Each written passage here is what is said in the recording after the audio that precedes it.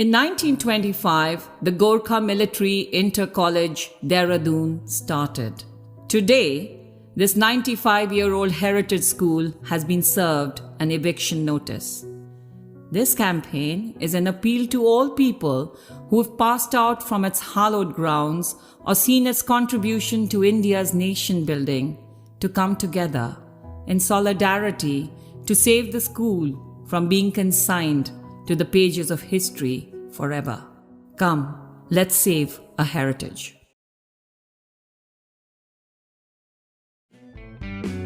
Sunnuhos Gorkhaliman Radio Hamasaya Mita Mita Dunaharu Sunnuhos Same Basaman Hamasaya Gorkha military inter college का school भवन, उसके खेल के मैदान और वहां पर 95 वर्ष पहले लगाए गए वृक्ष यदि वे बोल सकते तो अपना इतिहास हमसे भी बेहतर सशक्त रूप से बता पाते। देहरादून की अधिकतर सभी सड़कें पलखाते सांपों के झुंड की तरह गढ़ी बाजार, गोरखाली सुधार सभा और सैन्य अस्पताल से होते हुए गोरखा मिलिट्री इंटर कॉलेज तक पहुंचती है। दूसरी सड़क व्यस्त घंटाघर से राजपुर रोड होती हुई और हाथी बड़कला से गोरखा स्कूल तक। एक तीसरी सड़क बिंदाल पुल से गुजरकर कंटोनमेंट होती हुई गोरखा मिलिट्री स्कूल तक पहुंचती है। एक और सड़क गोरखा गांव, जोड़ी गांव, नया गांव, अनारवाला और विख्यात पिकनिक स्पॉट रॉबर्ट्स केव से भी होती हुई पश्चिम की ओर से स्थित गोरखा मिलिट्री स्कूल तक पहुंचती है। 1925 में ये सब शुरू हुआ था। ये वह वर्ष था जब गोरखा अधिकारियों और सेना में सेवारत अधिकारियों के लिए ब्रिटिश भारतीय सेना द्वारा बनाया गया था गोरखा मिलिट्री इंटर कॉलेज। उस समय जिन बच्चों के पिता first second Gorkha rifles, second Gorkha rifles, 19 Gorkha rifles और सेकेंड 9 गोरखा राइफल्स देहरादून में तैनात थे, वे स्कूल के प्रथम नाविक बन गए। उस समय शिक्षा अति आवश्यक थी। 1920 के दशक में हुई गोरखा रिक्रूटमेंट ने माना कि उनकी एजुकेशनल क्वालिफिकेशन के हिस्से पुरुष 1 से 15 नंबर रोट से भर्ती हो सकते हैं। उनके बच्चों की शिक्षा हमेशा के लिए गोरखों की दुनिया को बदल देती। 20 बीघा रक्षा भूमि में फैला गोरखा स्कूल एक प्राइमरी स्कूल के रूप में 90 साल के पट्टे पर यानी 1 अप्रैल 1925 से 31 मार्च 2017 तक स्थापित हुआ। 3 साल बाद 1928 में जैसे ही अधिक बच्चे स्कूल में प्रविष्ट हुए, मांग के अनुसार ये मिडिल स्कूल बन गया। अंग्रेजों ने सिल्वर वेडिंग फंड के माध्यम से स्कूल की मदद की, जिसे 1936 में रोक दिया गया। उस समय जब स्कूल को फाइनेंशियल कठिनाइयों का सामना करना पड़ रहा था, तब देहरादून जिले के अधिकारियों ने फंडिंग अपने हाथ में ले लिया और विद्यालय का नाम स्कूल फॉर गोरखास कर दिया गया और स्कूल गरीबों के लिए एक चैरिटेबल स्कूल बन गया। 1948 में स्कूल को यूपी सरकार ने अपग्रेड किया और इसका नाम बदलकर गोरखा मिलिट्री स्कूल कर दिया। 1957 में जो स्कूल तब तक एक लड़कों का स्कूल था, युवा लड़कियों के लिए अपने दरवाजे खोले और एक को एजुकेशनल स्कूल बन गया। 6 साल बाद 1963 में स्कूल को इंटरमीडिएट में अपग्रेड किया गया और इसका नाम गोरखा मिलिट्री इंटर कॉलेज हो गया और आर्ट स्ट्रीम शुरू किया गया। 23 साल बाद 2005 में स्कूल में साइंस, और कॉमर्स स्ट्रीम्स शामिल किए गए।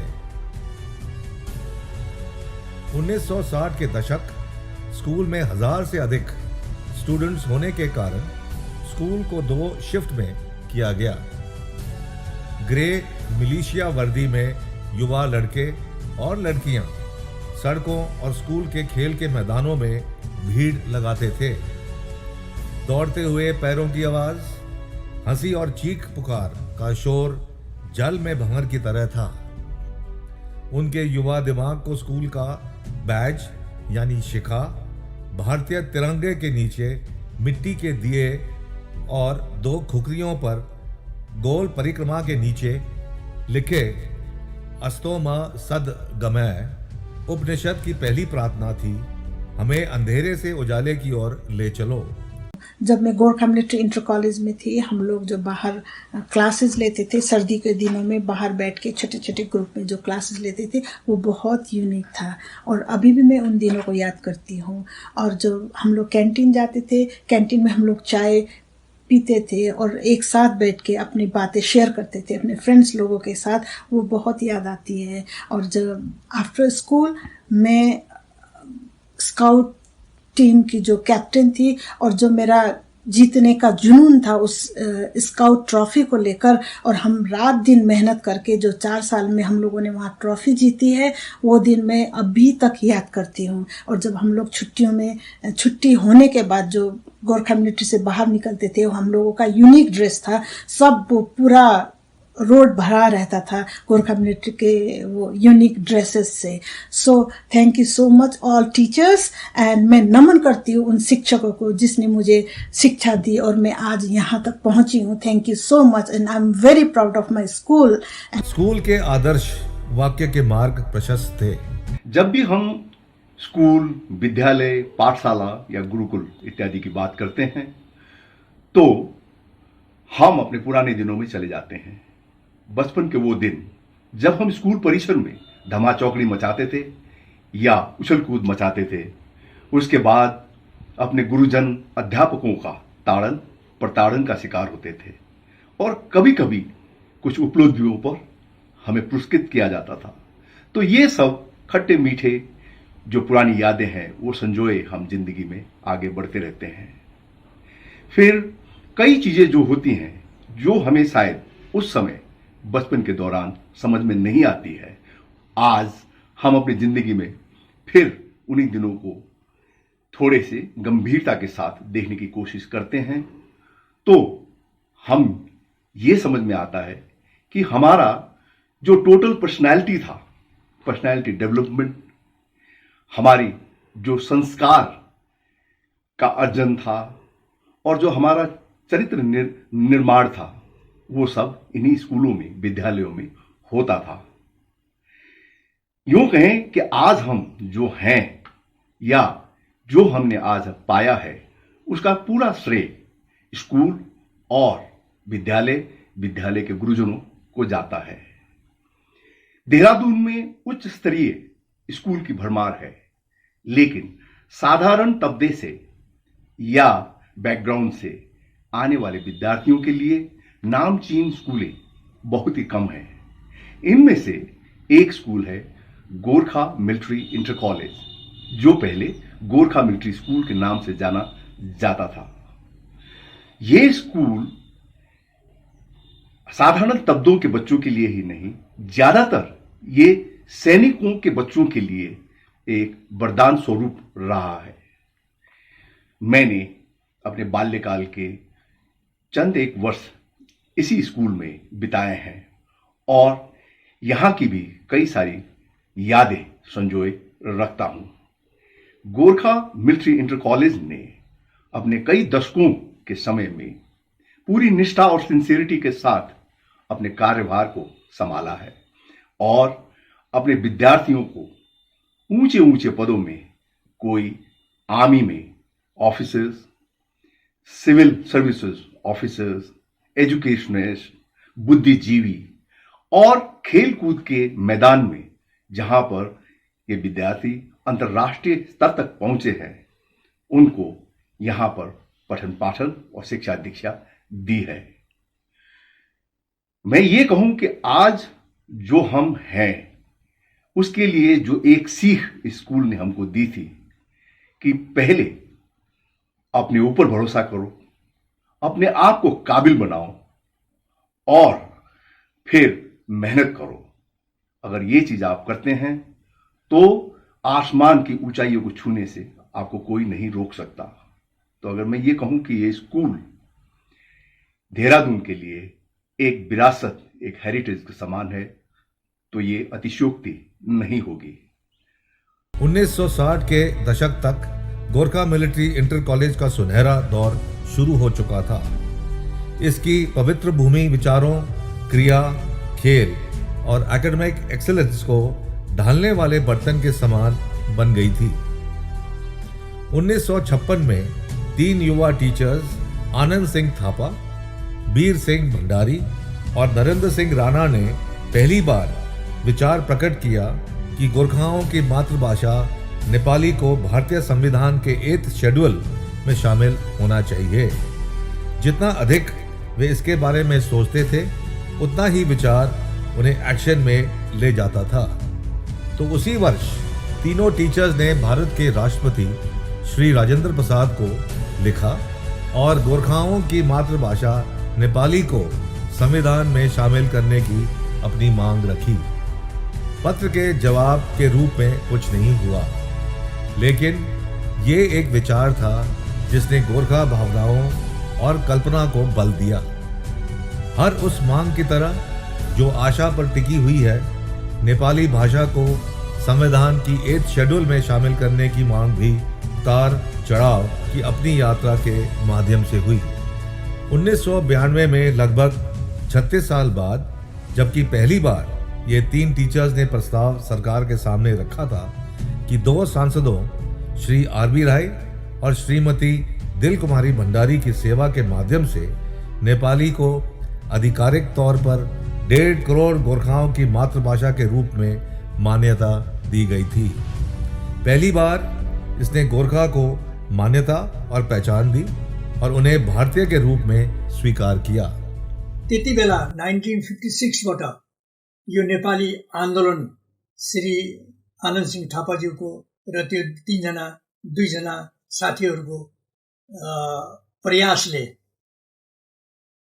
हिन्दुस्तानले त्यो भाषाको विषयमा कि एउटा भाषा यहाँ पनि रहेछ भनेर चाल पाएको हो र कमसे कम 26 साल आन्दोलन गरेर हामीले भाषाको आन्दोलनलाई खतम गर्यौं र भाषा हाम्रो संविधानमा गाभियो। 53-54 गोर्खा स्कुल इन्टर कलेजमा नेपाली भाषा पढाउने भनेर कुरा चल्यो र त्यसका टिचर हुनुहुन्थ्यो आनन्द सिंह थापाज्यू र पहिला गुरु हाम्रा नेपालका गुरु आनन्द सिंह थापाज्यू नै हुन्। त्यहाँ भने कि कसले पढ्न चाहन्छ भनेर खोज्दा स्कुलमा हामी कोही 15-16 केटाहरू थियौं जसले भने कि हामी पढ्छौं भनेर। त्यसमा 39 जीटीसी और यो 58 को धेरै जस्तो लाइन बॉयहरू थिए। हामीहरूले जोइन गर्यौं और पढ्न सुरु गर्यौं। त्यसको बाद कोही एक्जाम वगैरह त दिनु पाएन, तर नेपाली भाषाको विषयमा जो ज्ञान छ, अर्थी बुद्धि छ, त्यो आनन्द सिंह थापाज्यूले नै मलाई दिनु भएको हो। त्यति बेला नरेन्द्र मास्टर साहब पनि हुनुहुन्थ्यो और किशन सिंह प्रधान ज्यू पनि हुनुहुन्थ्यो। कहिले कहिले उनीहरू क्लासमा आउँथे। त्यो गरेर त्यहाँदेखि मैले यो नेपाली भाषाको जो मेरोमा धुन थियो नेपाली भाषाको, त्यसलाई मैले कम्ती हुन दिएन। जब म भर्ती भएँ 54-55 मा, भर्ती भएको बाद पनि म गोर्खाली पल्टनमा गएँ र त्यहाँ पनि नेपाली दाजुभाइहरू थिए जम्मै। उनीहरूसँग भाषाको प्रति मेरो जो लगाव थियो त्यो अझै धेरै भयो, धेरै हुँदै गयो, किनकि उहाँहरू पनि नेपाली बोल्थे र त्यसले पनि मलाई अलिकति मद्दत मिल्यो। और त्यसको बाद 56 मा म भर्ती भएँ। भर्ती भएर 83 मा 1983 में म अनरी क्याप्टनको ऱ्याङ्कमा पेन्सन भएर आएँ। पेन्सन भएर आएर पनि मलाई ध्यान थियो, त्यसभन्दा पहिला मैले कहिले कहिले कविताहरू लेख्ने गर्थेँ नेपालीमा। र पेन्सन आएर एक दिन यस्तो कुरा आयो कि किशनपुरका नारायण सिंह राणाज्यू मेरो घरमा आउनुभयो, हातले लेखेको नेपाली पत्रिका लिएर। भन्नुभयो, भाइ मैले यो लेखेछु, अरू पढ्नु यो भनेर मलाई उहाँले दिनुभयो। त मलाई लाग्यो यो एउटा बुढो मान्छे बिचरा कहाँ कहाँबाट लेख्ला गरेर हातले लेखेर यो नेपाली बाँड्दैछ, त्यो मलाई लाग्यो त्यति बेला। र अलिकति अरू जिज्ञासा बढ्यो मेरोमा। मैले एक दिन उनलाई भने कि सर मलाई पनि मौका दिनुहोस्, हजुरले यत्रो मेहनत हजुरले गर्नुभएको छ, त म पनि हजुरलाई मद्दत गर्छु। त उनले भने कहाँ भैया, त्यति टाढाबाट म आउँछु, तिमी त्यहाँ जानु पर्ला, यहाँ आउनु पर्ला, मुस्किल हुन्छ, हेर के हुन्छ भोलि पर्सि। त त्यसको बाद उहाँलाई सायद मेरो कुरा धेरै नै मन पर्यो भनेको, र कोही 6-7 मान्छे बुढाहरू थिए, सबै मिलेर हामीले 99 जनवरीमा हाम्रो एकता भनेर एउटा नेपाली म्यागजिन सुरु गर्यौँ। सुरुबाट अखबार थियो, म्यागजिन थिएन यो, सुरुबाट अखबार थियो। र यो नेपाली भाषाको अखबार भनेर सुरु गर्दाखेरि पहिला हामीले भने कि यसको के नाम राख्ने, हामीले नामको लागि कुरा गऱ्यौँ। त नामको लागि फेरि हामीले धेरै जग्गामा चिठी पत्री लेख्यौँ कि भाइ कसैलाई नाम यसको राम्रो नाम छ भने तपाईँले दिनुहोस् भनेर। त नाम शिलङबाट हेम जोशी साहबले हामीलाई आफ्नो नाम दिनुभएको थियो, एउटा हाम्रो एकता भनेर। त्यो हामीलाई मन पर्यो र त्यसैको नाममा हामीले हाम्रो एकता राख्यौँ।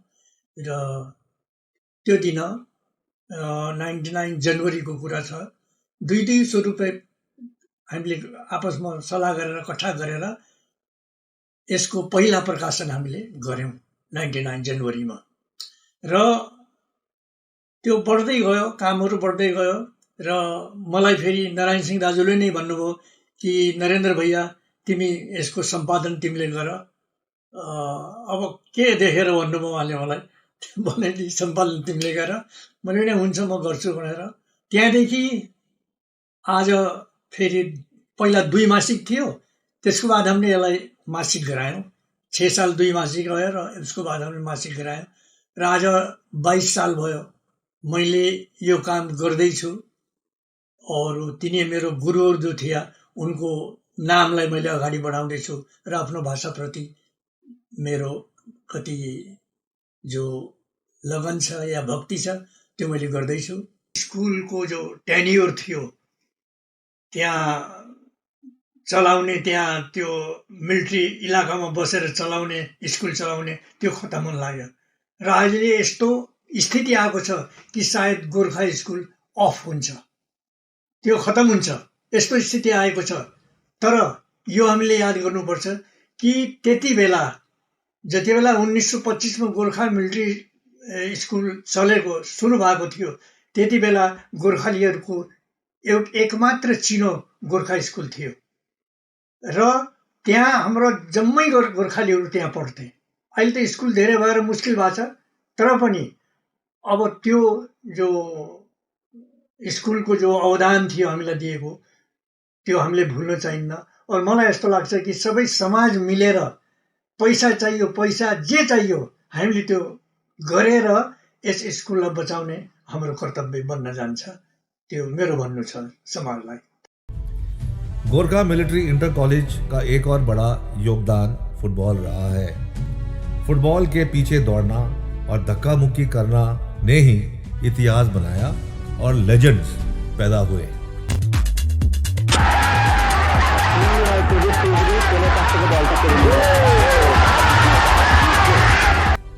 गोरखा मिलिट्री इंटर कॉलेज की फुटबॉल टीम ने एक के बाद एक फुटबॉल टूर्नामेंट में हिस्सा लिया और 1961 में जब वो खेल के मैदान में नए थे तब उन्होंने सुब्रोटो कप में रनर्स अप का पदक हासिल किया। 1964 तक Gorkha military inter college football team को कोई भी टीम हरा नहीं सकती थी, क्योंकि उन्होंने चैंपियंस के रूप में सुब्रोटो कप को उठाया और 1965 में भी अपनी जीत की लकीर को दोहराया। 1970 में वे रनर्स अप रहे, लेकिन तब तक colonel dB Thapa, Shyam Thapa, Amar Bahadur Gurung, CB Thapa, Chandan Singh, Ram Bahadur जैसे युवा खिलाड़ी अपने पैरों में चांदी की धारियां बनाकर फुटबॉल की दुनिया में मशहूर व्यक्ति बन गए। इन खिलाड़ियों ने Asian games, Durand cup, Subroto cup, Santosh trophy, DCM cup में भारत को रिप्रेजेंट किया और गोरखा ब्रिगेड का हिस्सा बने। उन्होंने फुटबॉल का मेक्का कलकत्ता में खेलने के साथ ही लेजेंडरी फुटबॉल खिलाड़ी का दर्जा प्राप्त किया। गोरखा मिलिट्री स्कूल को मैंने 1959 में ज्वाइन किया था और 1964 में हाई स्कूल पास कर 1965 में इंटरमीडिएट खुलने पर मैं प्रथम बैच का छात्र होने का भी गौरव हासिल हुआ और मैंने 1966 में स्कूल छोड़ा। मुझे भी इस स्कूल में फुटबॉल खेलने का गौरव हासिल हुआ। मैं स्कूल का सदस्य बनते हुए 1964 और 65 में सुब्रत मुखर्जी कप, जो कि लिटिल डूरन के नाम से भी जाना जाता है, उसमें खेलने का अवसर मिला और 1964 और 65 2 साल लगातार हमने इस ट्रॉफी को जीतते हुए स्कूल का तथा उत्तर प्रदेश उस समय का नाम रोशन किया था। यहाँ तक पहुंचने के लिए मेरे को स्कूल के टीचर गुरुजी श्री आनंद सिंह थापा, वो भी सक्सेना, प्रिंसिपल गजेंद्र सिंह थापा का बड़ा सहयोग मिला। छोटी छोटी गलती करने पर मुझे आनंद सिंह थापा जी मैदान में कूदकर एक छड़ी से मेरे को सजा देते थे और मैं भागता रहता था, लेकिन मेरे को उन्होंने यहाँ तक पहुँचने में बड़ा योगदान दिया है उनका। साथ ही मेरे को मौका मिला ये नामी ग्रामी फुटबॉल प्लेयर जो कि श्याम थापा हैं, नेशनल इंटरनेशनल लेवल के प्लेयर हैं, उनके साथ खेलने का भी सुअवसर मिला था। मैंने बाद में गोरखा ब्रिगेड ज्वाइन किया और Durand, DCM, rovers cup, IFS shield, national senior और जूनियर दोनों में खेलने का मौका मिला मेरे को। साथ ही देश में जितने भी प्रतिष्ठित टूर्नामेंट होते थे उसमें मैंने भाग लिया है। यहाँ तक पहुँचने के लिए मैं अपने गुरुजनों का बहुत बहुत आभारी हूँ। उन्हीं की बदौलत से मैं यहाँ पे पहुँचा हूँ। कलकत्ता के प्रोफेशनल क्लबों ईस्ट बंगाल, मोहन बगान, मफतलाल में शामिल हो गए, जिन्होंने गोरखा लड़कों की पहचान बढ़ाई और वो आसानी से सेना में भर्ती हुए, जहां वो सर्विसेज, नेशनल्स और इंटरनेशनल दर्जे तक खेले। एक व्यक्ति जिसकी कहानी वास्तव में समान लेजेंड से बनी थी, वो थे श्याम थापा, जिनके पैरों में जादू था। मैं Shyam Thapa, x Gorkha military school Dehradun का छात्र हूँ। मुझे स्कूल से बहुत स्टूडेंट जो हैं सारा भारतवर्ष में नाम किया है, खास करके आर्मी का, देश का सेवा कर रहे हैं। आर्मी में जनरल्स, ब्रिगेडियर्स, कर्नल्स बहुत बड़े बड़े पोस्ट में हैं, अभी भी थे, हैं और स्कूल का बहुत नाम किया है। उसी तरह मैं भी स्पोर्ट्स में मैंने भी इस स्कूल से सुब्रत मुखर्जी कप खेला था, स्कूल स्टूडेंट वहाँ देहरादून में। सुब्रत मुखर्जी कप हम लोगों ने 3 बार जीता था, बहुत नाम किया था देहरादून डिस्ट्रिक्ट का। उस टाइम में देहरादून यूपी गवर्नमेंट था, तो यूपी पूरा स्टेट का हम लोगों ने नाम किया था इस स्कूल में। वो मुझे बहुत अभी भी याद आता है।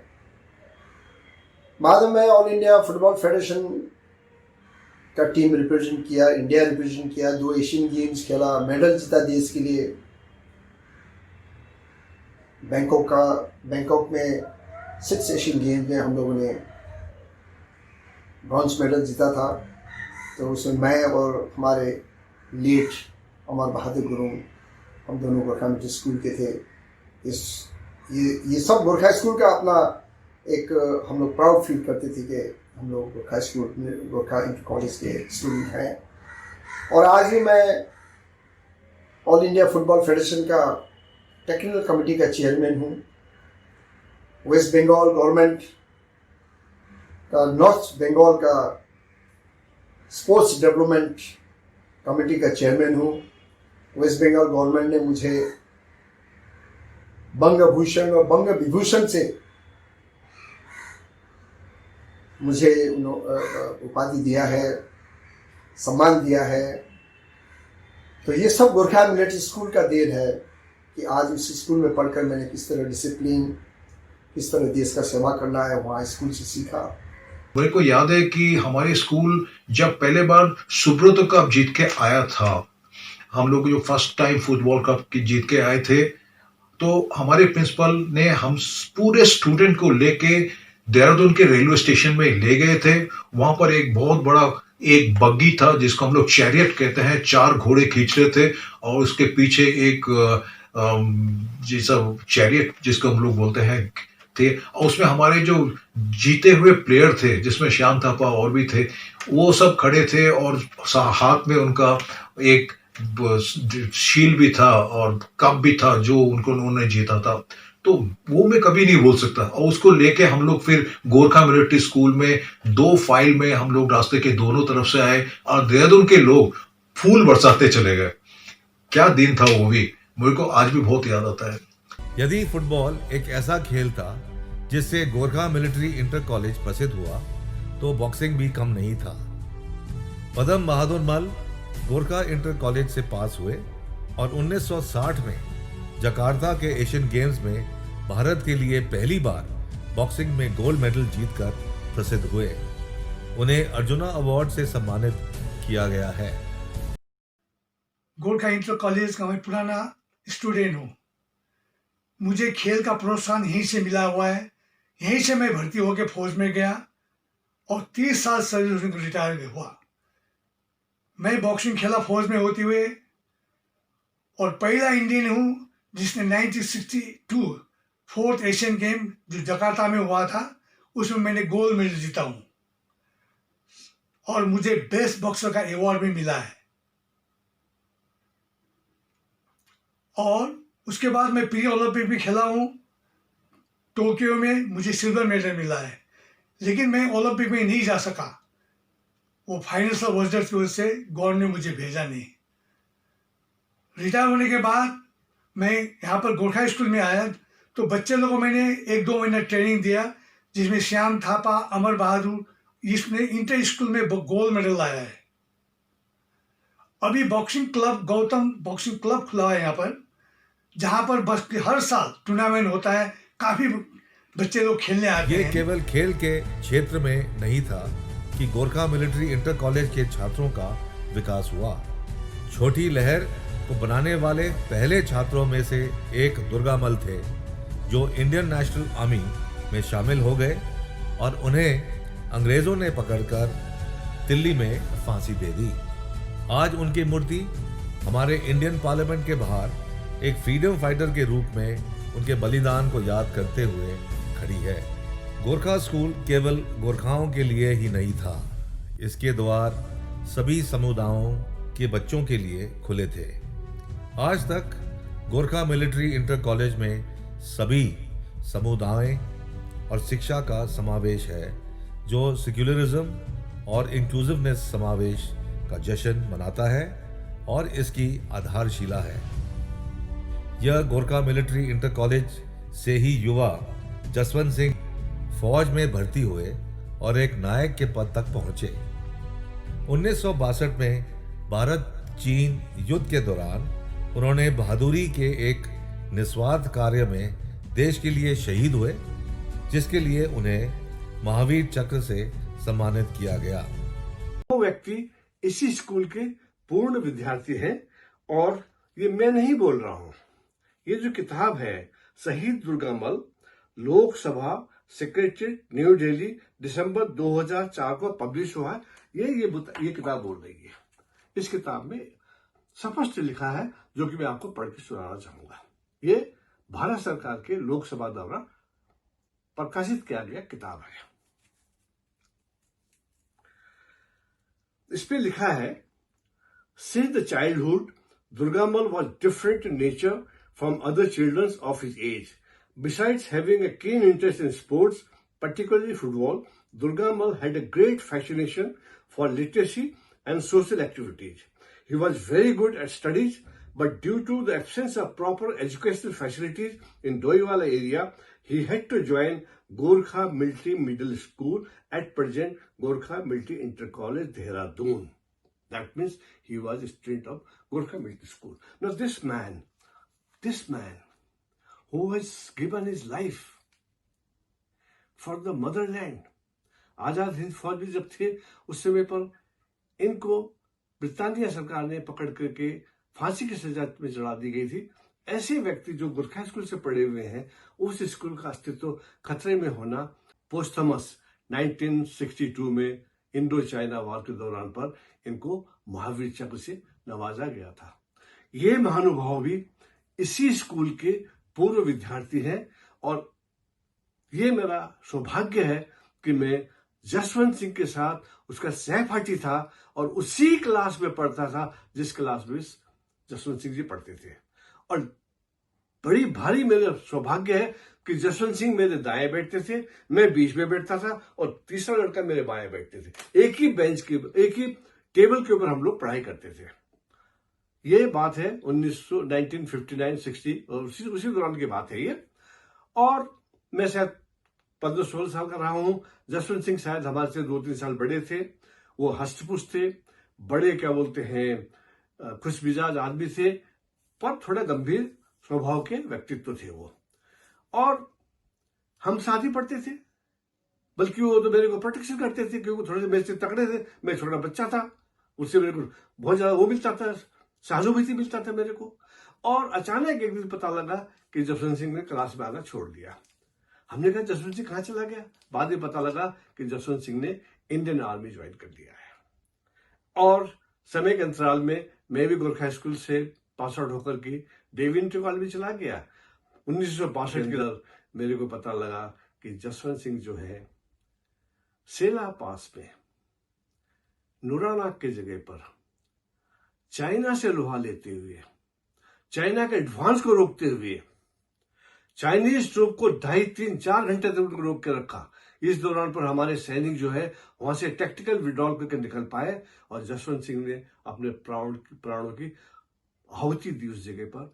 और उस बहादुरी के कारण से उनको महावीर चक्र से नवाजा गया। और ये स्कूल जिसके पास इतना गरिमामय इतिहास भरा हुआ है, यदि उस स्कूल का अस्तित्व खतरे में आता है तो हमारा इतिहास भी खतरे में आ सकता है। तो मैं आखिरी में वर्ड ऑफ विस्डम, शहीद दुर्गामल ने अपने फांसी में चढ़ने से पहले जो बात कही थी, उस बात को मैं पढ़ के सुनाता हूं। इसको मैं वर्ड ऑफ विजडम में बोल सकता हूं। सादा, I am sacrificing my life for the freedom of my motherland. You need not be worried and distressed. Crores of Hindustanis will be with you after my death. The sacrifice I am offering shall not go in vain. India will be free. I am confident this is only a matter of time. Now, ऐसे महानुभाव जिन्होंने भारत की आजादी के लिए इतनी बड़ी sacrifice की है, भारत की आन बान रक्षा के लिए इतना बड़ा सेक्रीफाइस किया है, उस स्कूल जहां से विद्यार्थी पढ़ के निकले हैं, अगर जो स्कूल बंद हो जाता है तो ये दुर्भाग्य है। दुर्गामल जी ने बोला था कि करोड़ों भारतवासी, आज के तारीख में हम लोग 130 से 140 करोड़ भारतवासी हैं। हम तो केवल गोरखा समुदाय के करीब 1.3-1.4 करोड़ ही हैं, 1% ही हम लोग।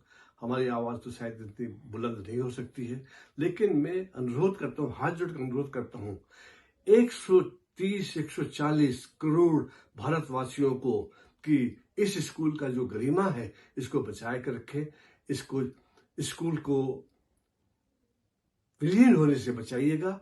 और मैं आगे ये कहूँगा कि श्री दुर्गामल के नाम पर उस स्कूल के अंदर एक भव्य ऑडिटोरियम बनाया जाए, उस ऑडिटोरियम का नाम रखा जाए दुर्गामल ऑडिटोरियम। और इसी प्रकार से वीर जसवंत सिंह महावीर चक्र पोस्टमस के नाम पर एक भव्य लाइब्रेरी बनाई जाए और उस लाइब्रेरी का नाम वीर जसवंत सिंह लाइब्रेरी रखा जाए। कांच की छत को तोड़ने और इंडियन फॉरेस्ट सर्विस में शामिल होने वाले पहले गोरखा मिलिट्री इंटर कॉलेज छात्रों में से एक चंद्र सिंह भंडारी थे, जो कई देशों में भारतीय राजदूत बने। मेरा नाम गिरीश चंद्र भंडारी है। मैं गढ़ी कैंट में रहता हूँ। मेरी प्रारंभिक शिक्षा गोरखा मिलिट्री इंटर कॉलेज में हुई है। मैंने 1963 में हाई स्कूल परीक्षा उत्तीर्ण की। क्योंकि यह विद्यालय उस समय हाई स्कूल था, अतः उच्च शिक्षा के लिए मुझे वहाँ से बाहर जाना पड़ा। 1972 में ग्रेजुएट करने के बाद मैं पुनः अपने पुराने स्टाफ से मिलने विद्यालय में आया, तो प्रधानाचार्य जी ने मुझे वहाँ पर सहायक अध्यापक की नियुक्ति प्रदान की। तब से मैं उस विद्यालय में सेवारत था और मैंने अपनी सेवाएं विद्यार्थियों को दी। 2004 में मुझे फिर प्रधानाचार्य का पदभार ग्रहण किया। यहाँ से पढ़े हुए छात्र बहुत ऊंचे ऊंचे पदों पर कार्यरत हैं, जिनमें से कुछ मेरे भाई भी इसी विद्यालय से पढ़े हैं, जो कि विदेश सेवा में थे और अपने रिटायरमेंट के टाइम पर वे करीब 10 वर्ष तक राजदूत के पद पर भी विदेश में अपनी सेवाएं देते रहे हैं। इस स्कूल से कई छात्र सेना में शामिल हुए और ऑफिसर्स और जेसीओज बने। लेफ्टिनेंट जनरल राम सिंह प्रधान मध्य भारत कमांड के जनरल ऑफिसर के पद से सेवानिवृत्त हुए। अन्य प्रमुख अधिकारी जैसे मेजर जनरल एस.के. आनंद, मेजर जनरल उमेश के गुरुंग, ब्रिगेडियर जनरल देव बहादुर गले, जो कि नेपाल सेना के थे।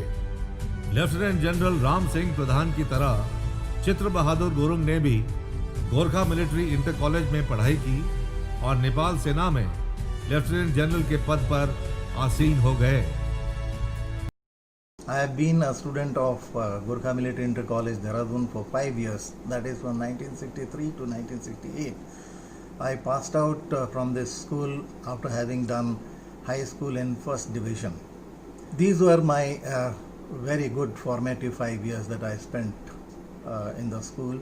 I remember this school was a very large school of more than 2,000 students of all hues, that is boys and girls. The atmosphere was always charged with energy, happiness and bonhomie. We all participated in various activities of the school, be it education, extracurricular activities or the sporting field. The school had its excellent name in the sporting activity, particularly the footballing and boxing. The school had excellent teaching faculty, which always made sure that the students were guided and mentored for the future. And I am happy to note that these were some of the excellent qualities of competitiveness and excellence in education that has stood me in good stead in the later life. One teacher that I would like to fondly remember is Mr. Obi Saxena, who was my English teacher, who was mainly responsible for guiding me and mentoring me, and his guidance has stood me in good stead in later professional life. The other aspect that I want to recollect is the senior students, namely Shyam Thapa and Amma Thapa Dai, who were excellent footballers and brought good name to the school as also to the country. Another mention I want to make is C.B. Gurung, who joined Nepal Army and retired as a Lieutenant General and Vice Chief of the Army Staff. My years in Gorkha Military Inter College, Dehradun was an excellent one. and I have very fond memories of being an ex-student of this institution. For the city of Dehradun, this college was synonymous with the talented and brave students who served the nation with pride, and hopefully this legacy will continue in future too. सुरक्षा बलों में शामिल होना एकमात्र career विकल्प नहीं था जिसे गोरखा मिलिट्री इंटर कॉलेज के छात्रों ने बनाया था। उन्होंने कई और रास्ते भी चुने। तुल बहादुर कार्की बैंक मैनेजर बने। उनके करीबी रिश्तेदार चेतन कार्की नेपाल में एक लेखक और फिल्म निर्माता हैं। मैले जुलाई 1969 में गोरखा मिलिट्री इंटर कॉलेज में 9वीं कक्षा में एडमिशन लिए थे। हाम्रो टाइम में गोरखा मिलिट्री इंटर कॉलेज में एडमिशन पाउन बहुत ही गौरव को कुरा थियो। कारण थियो स्कूल को एजुकेशन स्टैंडर्ड र खेलकूद में अग्रणी। यहाँबाट पढेर निस्केका छात्र छात्राहरू त्यस समयबाट सुरु भएको आजसम्म जो छ दुनियाँमा छाइराखेछन्। यस्तै गरी हाम्रो फुटबल टिम जुनियर सुब्रतो कपमा टपमा रहन्थ्यो र विनर रह्यो र यहाँबाट निस्केका खिलाडीहरू डिफ्रेन्ट क्लबमा जोइन गरेर इंटरनेशनल लेवलसम्म चमके। जिन शिक्षकों ने अपने जीवन को आकार दिया था उनके लिए गोरखा मिलिट्री इंटर कॉलेज ही सब कुछ था। Shrimati Urmila Gurung Gorkha military inter college में पढ़ी और एक शिक्षिका के रूप में वापस आई और 40 साल की सेवा के बाद रिटायर हुई। गोरखा मिलिट्री इंटर कॉलेज से प्रवक्ता पद से रिटायर हुई। अभी जो है रिटायर। मैंने इसी स्कूल से शिक्षा प्राप्त की 1959 में 6th क्लास से लेकर 1963 तक 1963 तक जो है यहाँ पर अध्यापक। आगे की शिक्षा के लिए मैं बाहर चली गई और जो है वहाँ शिक्षा प्राप्त करने के बाद मैंने टीचर्स ट्रेनिंग की और फिर 1967 में 67 में मैं इस विद्यालय में जो है अध्यापिका के रूप में फिर से मैं इस सेवा के लिए यहाँ आई और मैंने 40 वर्ष तक जो है इस स्कूल में अध्यापन कार्य किया और उसके बाद 2008 में मैं यहाँ से सेवानिवृत्त हुई। तो इसलिए जो है मुझे इस स्कूल के प्रति बहुत ज़्यादा लगाव है और मैं चाहती हूँ आगे उन्नति करता रहे।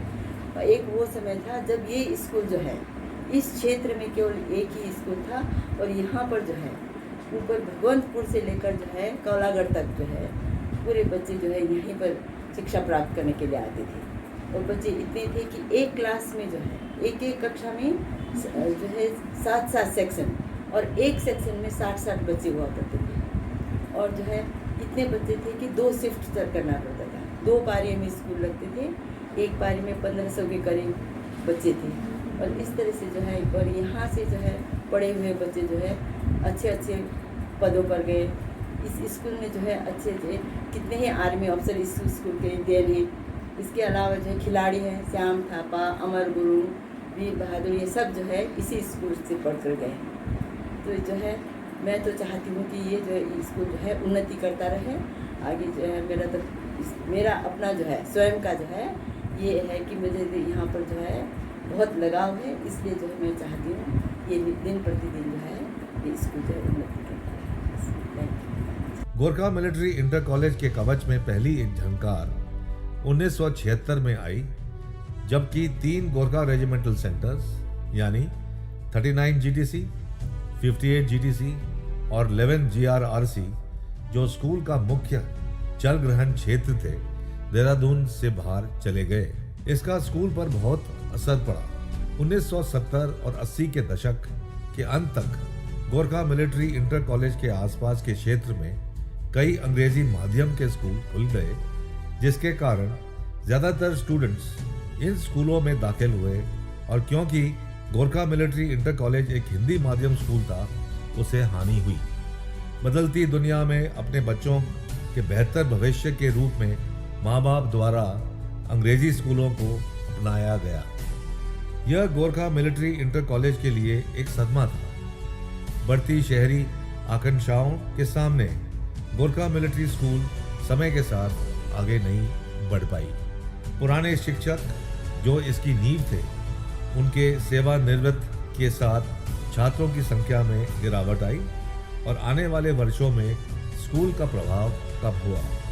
कम छात्रों का मतलब था कम शिक्षक, कम शिक्षकों का मतलब था कम गतिविधियां। जैसे ही स्कूल खराब समय में गिर गया और वित्तीय संकट में आया, उत्तराखंड राज्य द्वारा अनुदानित हो गया, जिससे राज्य ने शिक्षकों को प्रदान किया और उन्हें भुगतान भी दिया। लेकिन इसके अलावा स्कूल के रखरखाव के लिए कोई वित्तीय मदद नहीं थी। इसका अधिकांश हिस्सा दान और दान पर ही निर्भर था। श्री राम सिंह थापा के नेतृत्व में स्कूल के बोर्ड ऑफ डायरेक्टर्स ने प्राचार्य के साथ धन की तीव्र कमी और स्कूल को बचाए रखने के लिए संघर्ष किया। उन्हें कक्षा 6 से गोरखा मिलिट्री इंटर कॉलेज को अंग्रेजी माध्यम का स्कूल बनाने की मंजूरी मिल गई, लेकिन शिक्षक के न मिलने के कारण ऐसा नहीं किया जा सका। कम से कम सफलता के साथ पट्टे को आगे बढ़ाने के लिए बार बार अनुरोध करना पड़ रहा है। स्कूल में कुल छात्रों की संख्या केवल 192 है। शिक्षा अभी भी सभी के लिए कक्षा 8 तक और कक्षा 12 तक लड़कियों के लिए मुफ्त है। कक्षा 9 से 12 तक के लड़कों के लिए हर महीने कक्षा के आधार पर 45 रुपये तक शुल्क लिया जाता है। एक धर्मार्थ और नॉन कमर्शियल स्कूल के रूप में 1.5 करोड़ का भुगतान करना असमर्थ है। गोरखा मिलिट्री इंटर कॉलेज को सबसे बड़ी चुनौती है एक सेवा निष्कासन नोटिस, जो देहरादून में इस अकेले खड़े गोरखा विरासत स्थल को हमेशा के लिए हटा देगा। 90 वर्षों तक गोरखा मिलिट्री इंटर कॉलेज ने गोरखा समुदाय के क्रमिक पीढ़ियों को चलाया और पोषित किया। ये महत्वपूर्ण नहीं है कि आपने गोरखा मिलिट्री इंटर कॉलेज में पढ़ाई की या नहीं, लेकिन इसे दुनिया में पहला हेरिटेज गोरखा स्कूल के रूप में मनाया जाना चाहिए। मैं गोरखा मिलिट्री इंटर कॉलेज में वर्तमान में प्रधानाचार्य के पद पर कार्यरत हूँ। यह विद्यालय उन 3-4 विद्यालयों में एक है देहरादून के, जो सबसे पुराने विद्यालयों में से है। जब मैं 1982-83 में विद्यालय में आया था तो प्रधानाचार्य गजेंद्र सिंह थापा जी थे। उस समय 2 शिफ्ट चला करती थी और स्ट्रेंथ करीब 1100 से 1200 के बीच में हुआ करती थी। लेकिन इंटरमीडिएट में साइंस और कॉमर्स की व्यवस्था नहीं थी।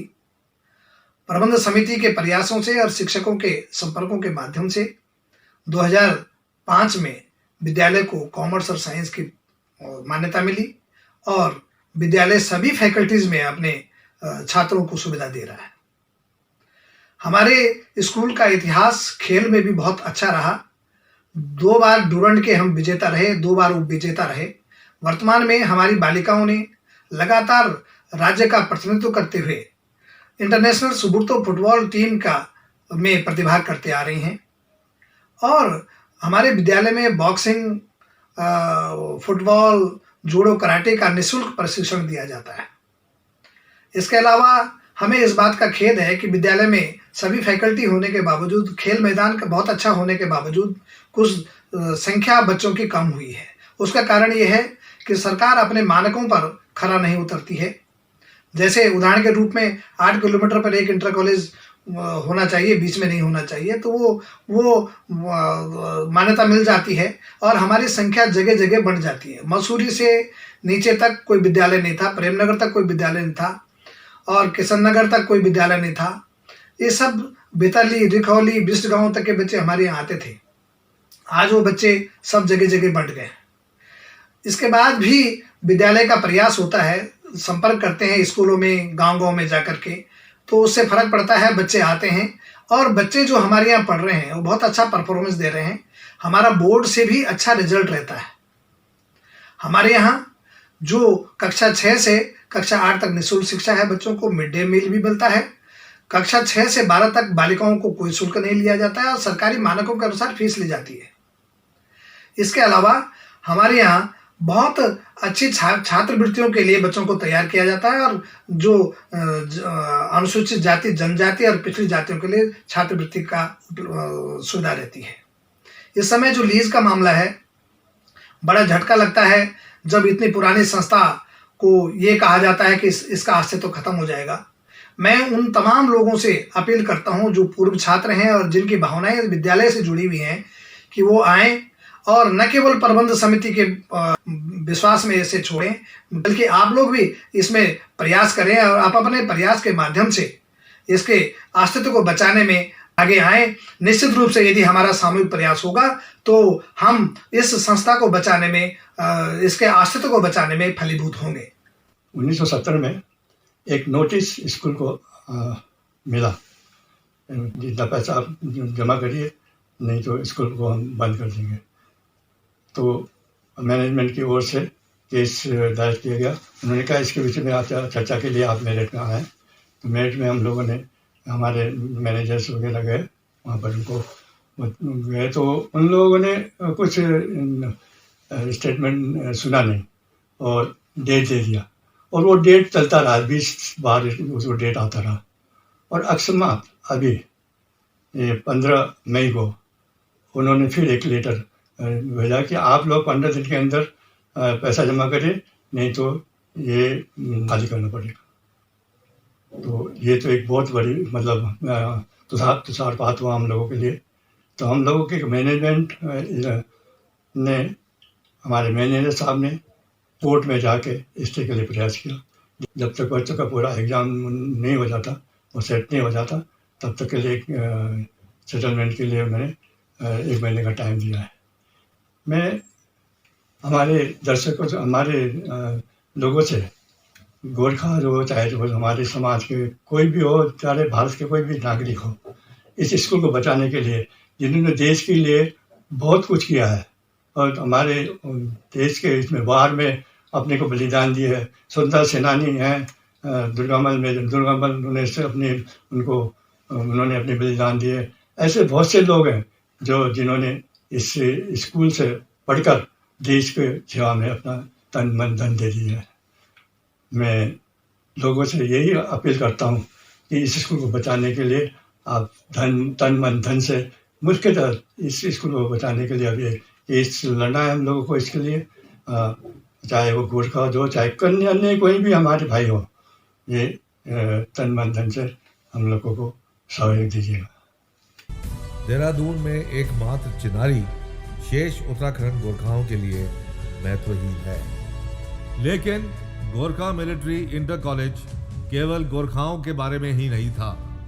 इसका आदर्श वाक्य असोतमा सद्गमय था, अंधकार से प्रकाश की ओर सभी समुदायों के लिए था, जिनके जीवन ने इसे आकार दिया और संपूर्ण और सार्वभौमिक समावेश में एक विश्व दृष्टिकोण प्रदान किया। राष्ट्र निर्माण में इसका योगदान अमूल्य है। वे कहते हैं कि एक विचार जीवन को बदल सकता है। उदाहरण के तौर पे ग्रामीण अनपढ़ महिलाओं द्वारा गढ़वाल की पहाड़ियों में लॉगिंग को रोकने के लिए खुद को पेड़ों से बांधकर विश्व प्रसिद्ध चिपको आंदोलन शुरू किया गया था। गोरखा मिलिट्री इंटर कॉलेज को भी एक ऐसा स्कूल के रूप में खुद को फिर से जिंदा करने का मौका चाहिए जो समय के साथ आगे बढ़े, तभी वो अपनी संभावनाओं की यात्रा शुरू कर सकता है। गोरखाओं के लिए गोरखा मिलिट्री इंटर कॉलेज एक आखिरी बची हुई निशानी है। गोरखाओं के लिए बनाए गए पहले स्कूल के रूप में ये उनकी विरासत है। जब तक हम सब जुड़कर काम नहीं करेंगे तो इस विरासत को बचाने के लिए बहुत देर हो जाएगा।